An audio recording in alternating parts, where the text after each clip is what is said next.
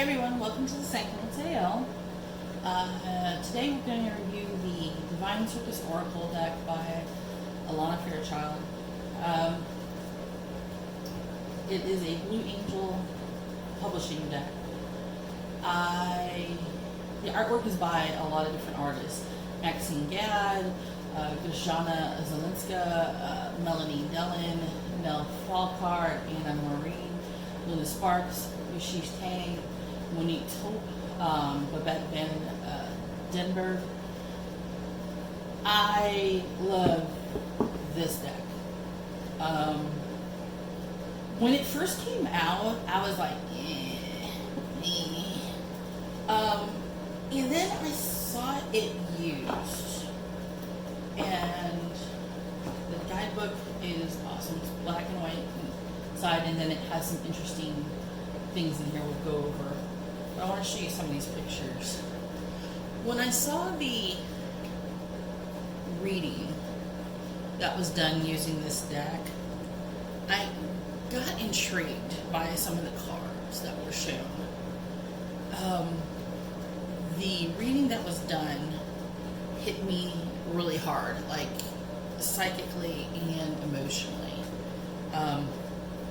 It was a generalized reading, but it was so spot on to what was going on in my life. I was like, maybe I should get the deck and just see how really well or not well this really works for me. And I got the deck, and don't you know, two cards jumped out at me the moment I opened up the deck and was getting ready to look through the cards. And the two cards that popped out at me, I read the meaning in the deck, in the book, and I said, oh shit, it's going to be like that. I take it. And a friend of mine who lives in the UK, I was talking to her about the deck, and suddenly a couple cards popped out for her. And I said, oh, well, this was a trip, and showed her the cards that came out for her. And we just kind of sat there and I said, so yeah, the deck is going to be its own thing. It's going to be quite accurate. Used it for a couple of readings for a couple of people I know really well. And it was so surreally, it was so surreal. It was like manifesting shit that on levels that I was just like, yeah, okay. This deck combined with a couple of others is truly scary. And I mean, it's scary in a good way. But the Divine Circus is truly, anybody who's ever read anything like Carney Punk or has read anything dealing with circuses, there's a comic book called Show's End by Mad Cave Studios, which is a kind of like a sideshow freak horror comic, but it's really cool. It's actually a really neat series. There's also a couple of other books out, comics, and there's a Carney Punk novel that's out by a bunch of my favorite authors. And this deck reminds me of that. And when I started using it, I was impressed because it really seemed to nail personalities to the core. And I think that's what got me the most. Why, if you're going to nail something, nail the core personality, nail their hardship, nail what they need to do. So what we're going to do for this reading, for this review, is we're going to do a reading on what we need to know about our past, what we need to know about our present, and whatever we need to know about the next few months for the future. Because we're coming towards the end of the year, and this kind of thing is endless. So we're looking like at the next 3 to 6 months for our future. Okay, so I want to do this. So we're going to make 3 separate files. This is going to be so much fun.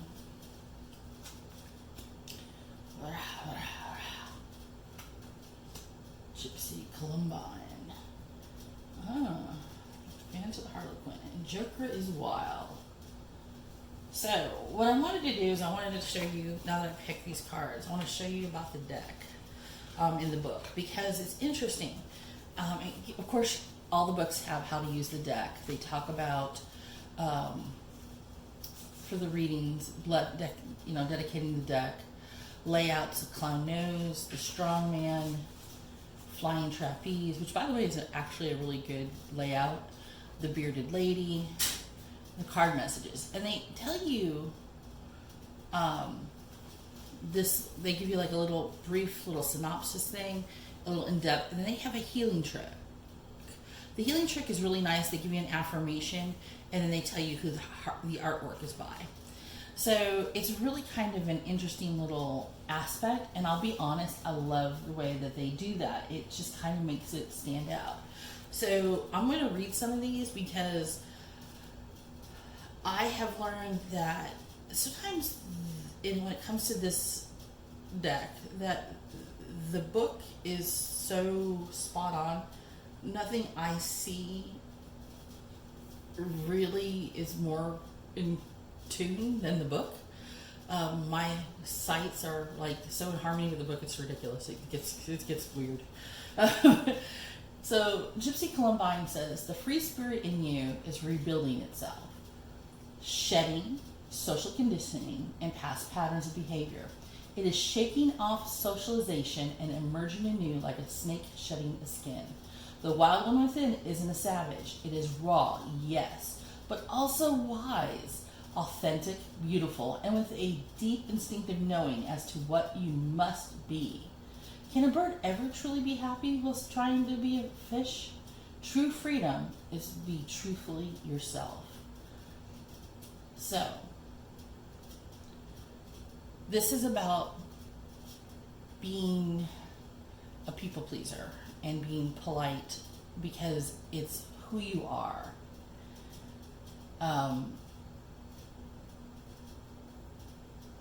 And it's respectful, not out of fear because you'll be rejected. It's about the fact that don't lose your instinct, that innate knowledge that tells you if a person is good or bad, if they are going to harm you or not.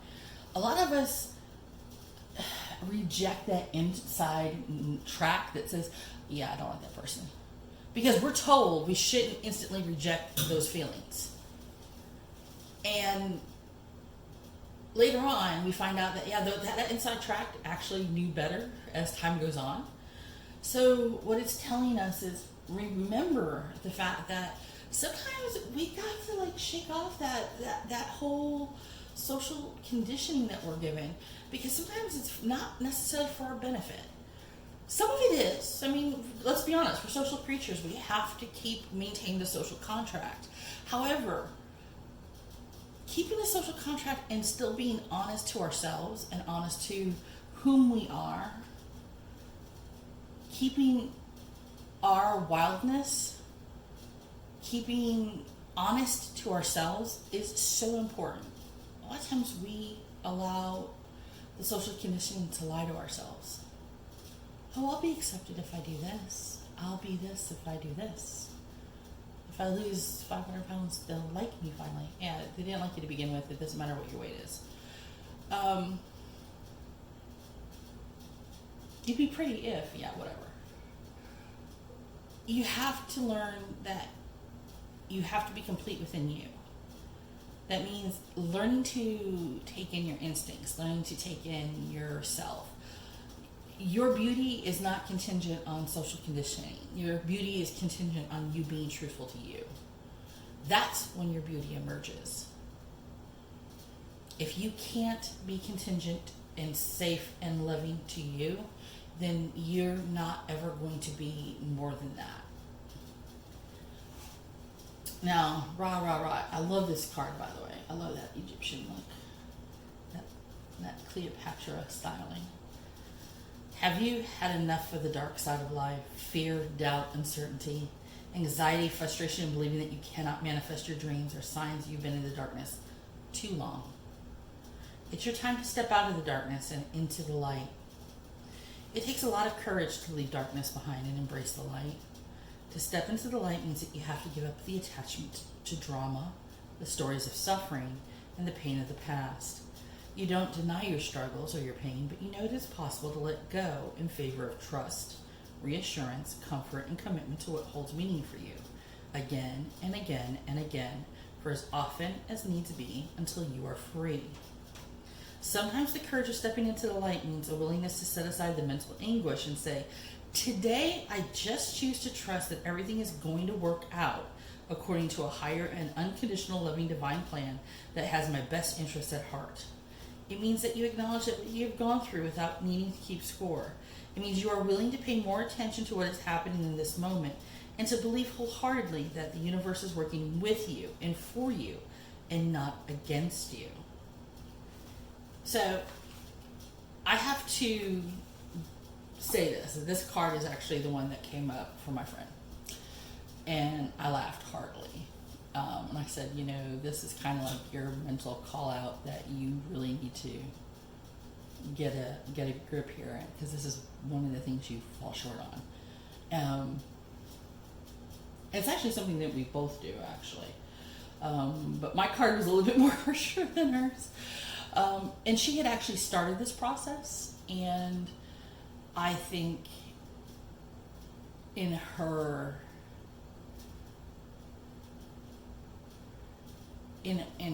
own way, she's learning to let in her light and let in the light of others, that so she can actually see the beauty that she is, that she can let go of the past and let go of the darkness and let go of the hate, and become the awesomeness that she truly is. And I'm so proud of her for that, because it has been such a struggle and it has been such a hardship. She's gone through so much. And I'm so proud of her for that, because it is tough when you are who you are. It's tough being human.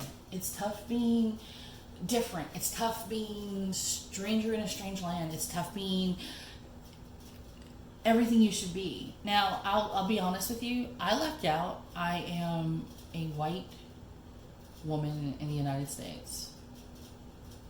I am a northerner in a southern state, which is probably the crappiest part.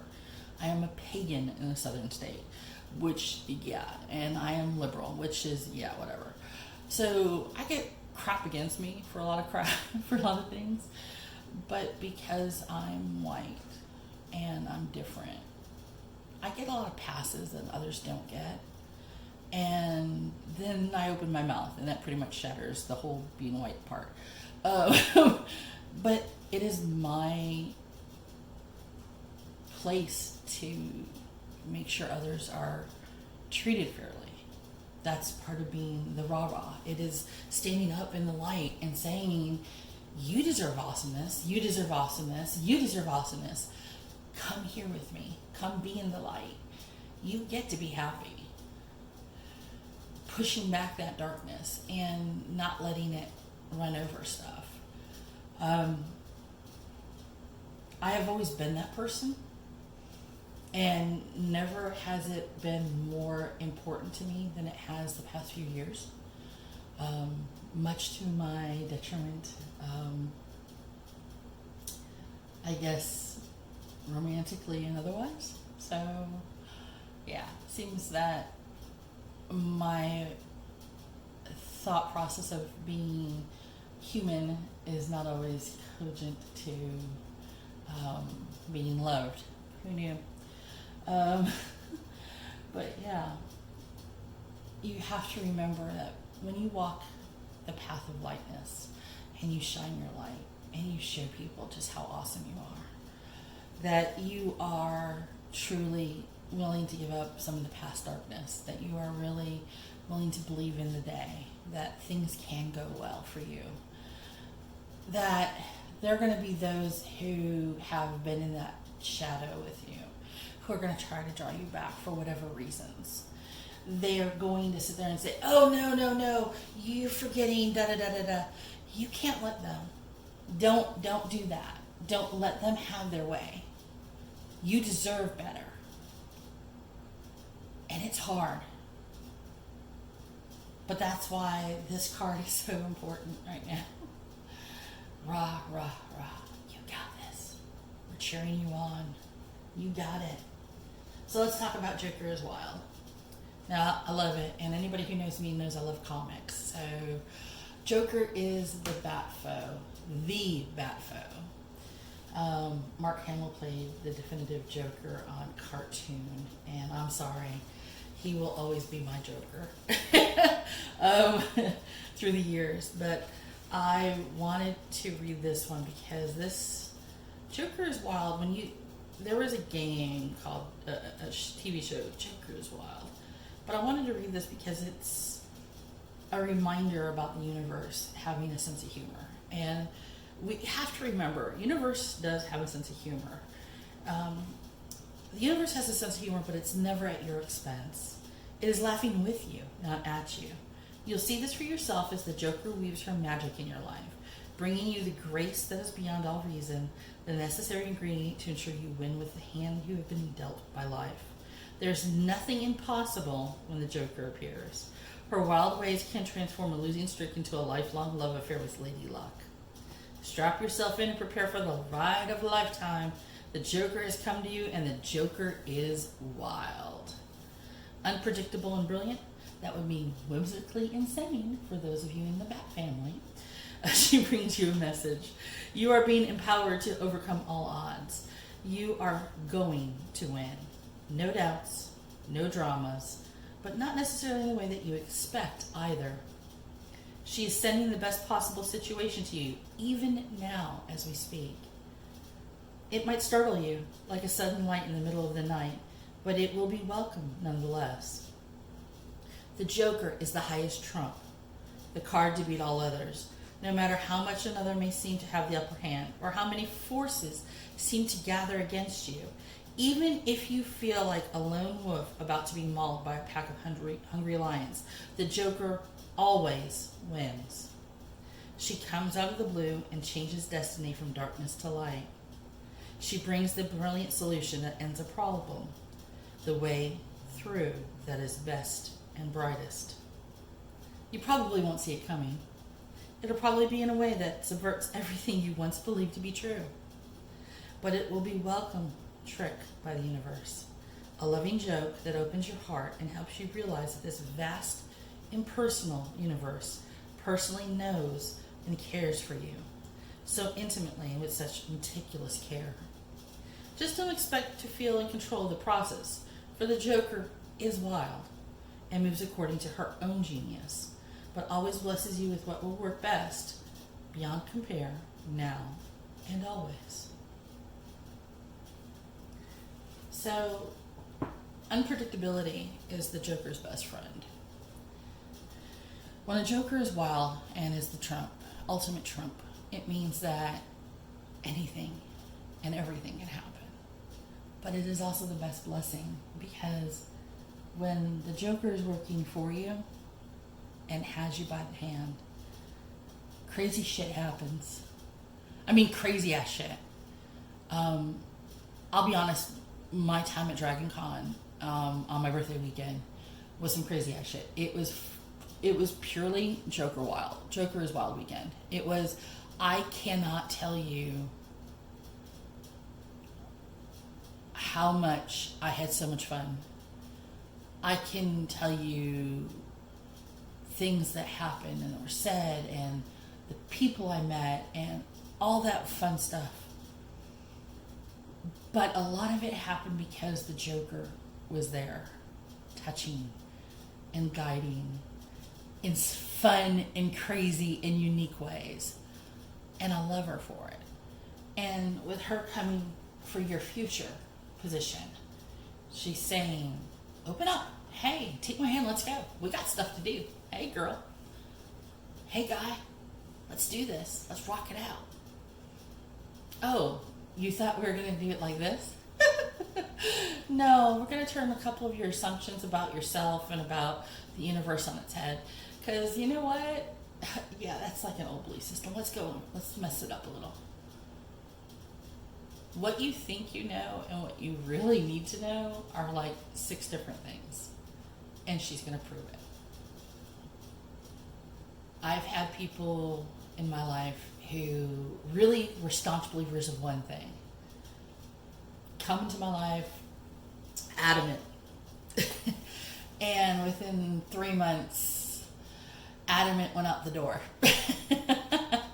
And suddenly their life around me having this stuff that happens around me, their life goes into craziness and the Joker goes wild and things happen. And suddenly, wow. I'm like, well, yeah, take a chance. Step up, step out. Put aside your assumptions. Investigate. Try it. You just might like it. And suddenly, a whole new vista opens up. And yeah, their belief systems get shattered or dinged up a bit. Or they realize that they were too narrow and they open it up and they realize that there's so much more that they were missing out on in their beliefs. And now their beliefs encompass so much more and they are the happiest that they've ever been. And that's what the Joker is telling you. You're going to learn new vistas. You're going to have happiness. You're going to have joy. You just got to come out of the darkness. You got to let go of crap things that have been holding you back from your past. Let the light into your present and let the Joker go wild for your future. Interesting reading, actually. Divine Circus Oracle. Alana Fair. I love it. I refer to this deck a lot when I do people reading. I will use it for pick a card. This is a 7 out of 7 chakras. I highly recommend if you like things of, if you're a fan of circuses and you're a fan of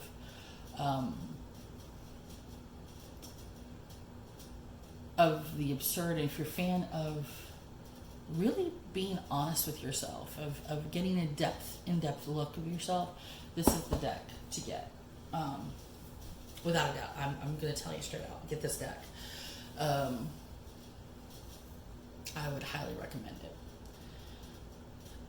So definitely, and I love a lot of Fairchild stuff anyway. So yeah, I am actually really grateful to have this deck. She rocked this one out of the park, on a personal level for me, and professionally, it's amazing. So yeah. All right. Until next time, Bendithian.